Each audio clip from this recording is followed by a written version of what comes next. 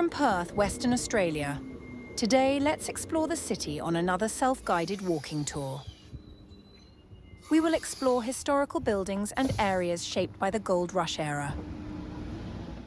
This walk is called the Big Boom, and it was developed by the City of Perth's tourism division. In the 1890s, gold discoveries led to rapid growth in Perth's population, wealth, and prosperity.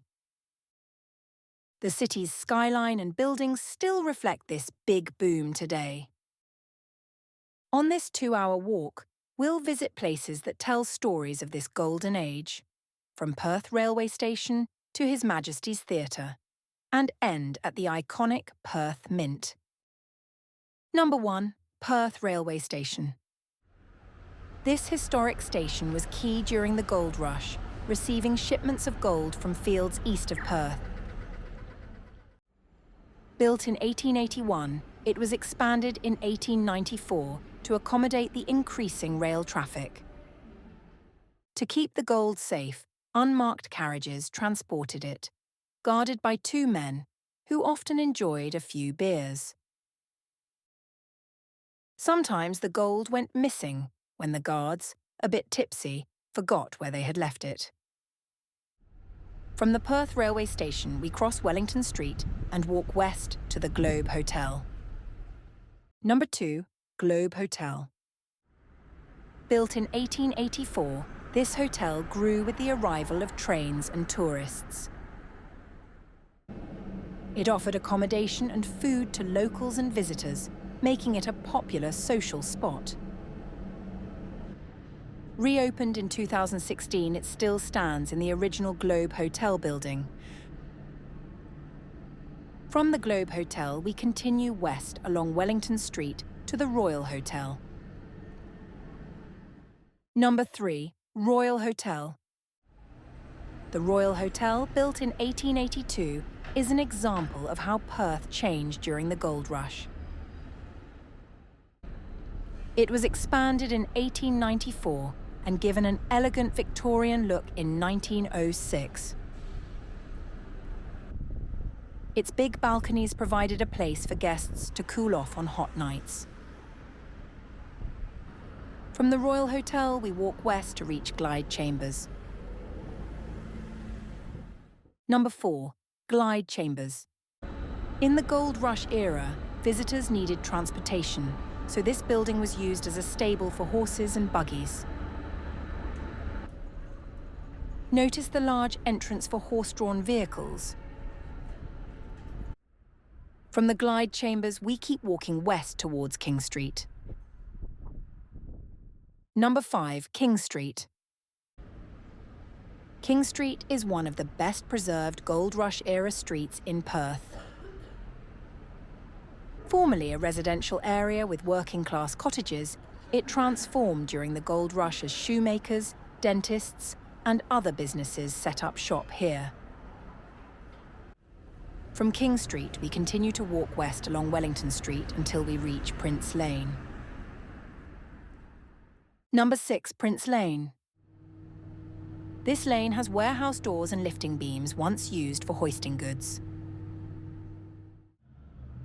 The street-facing side was for offices and sales, while the back handled the heavy work. We walk through Prince Lane to Murray Street and then east to King Street. Number 7. City Hotel. Designed by William Wolfe in 1898, the City Hotel was a popular place for workers. Today, it operates as the Belgian Beer Cafe. From City Hotel, we continue south to Hay Street to see His Majesty's Theatre. Number 8. His Majesty's Theatre. Opened in 1904, His Majesty's Theatre was a major social hub.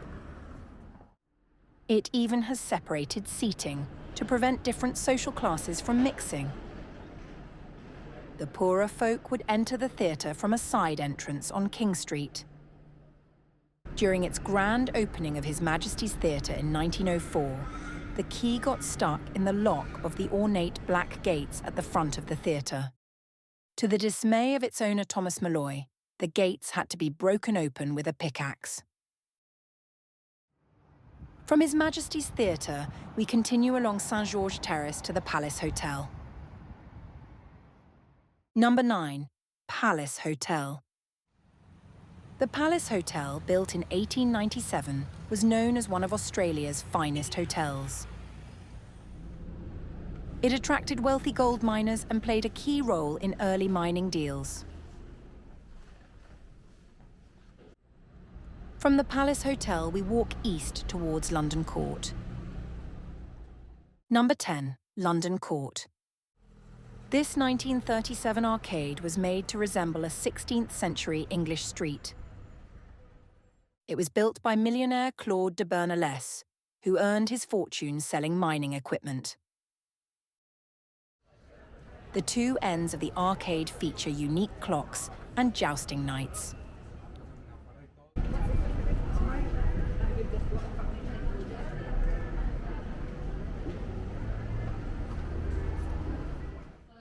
We walk through London Court to the Hay Street Mall.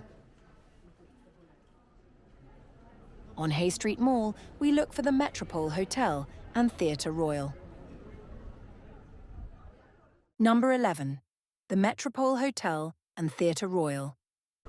Built in 1897, the Theatre Royal was a luxury cinema for its time, with plush red seating and a roof that could open on hot nights.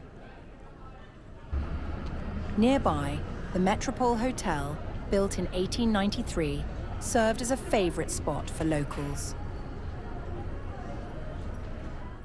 Both the Metropole Hotel and Theatre Royal was developed by the same Thomas Molloy, who also built His Majesty's Theatre. From the Metropole Hotel and Theatre Royal, we walk east to the McNess Building. Number 12. McNess Building. The McNess Royal Arcade, built in 1897, reflects the wealth of the gold rush.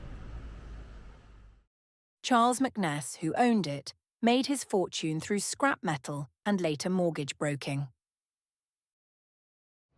From the McNess Royal Arcade, we continue east to the Government Printing Office. Number 13. Government Printing Office. Built in 1894, this building produced official government papers. It even had a special ventilation system to keep the printing rooms cool. From here, we walk east on Murray Street to the Irwin Street intersection. Number 14. Fire Station Number 1 and Museum.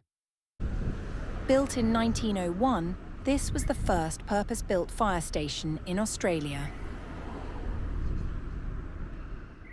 The horses used for firefighting were kept in unlocked stables and trained to respond to the sound of the alarm bell. Entry to the museum is free for all. I spent a fun afternoon here learning about Perth's firefighting heritage. From the fire station, we continue east on Murray Street to Victoria Square, the location of the Perth Mint. Last but not least, number 15, the Perth Mint. This 1899 mint processed gold into coins. Even today, it's one of the world's oldest mints still in operation. Open daily, the mint remains a symbol of Perth's golden heritage. Entry to the Perth Mint shop, grounds and bullion trading room is free. A guided tour starts at $24 Australian per adult. I hope you enjoyed this free walking tour. It gives us a glimpse into the rich history of Perth's gold rush era and its lasting impact on the city's development.